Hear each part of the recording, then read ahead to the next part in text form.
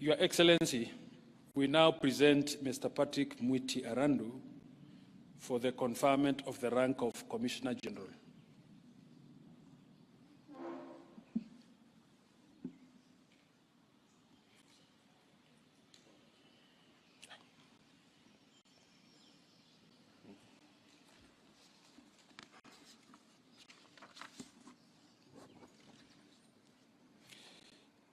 Sir, it is now my humble duty to present the Commissioner of Prisons to take their solemn oath of office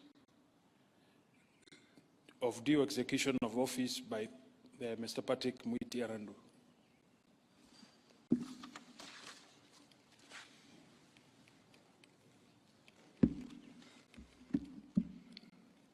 I, Patrick Mwiti Arandu, do swear that I will well and truly serve the Republic of Kenya in the office of the Commissioner General of Prisons of the Kenya Prison Service, and that I will do justice in accordance with this Constitution of Kenya as by law established, and in accordance with the laws and customs of the Republic, without fear or favor, affection or ill will.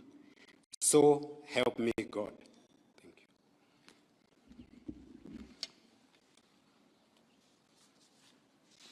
you. Your Excellency, sir, we now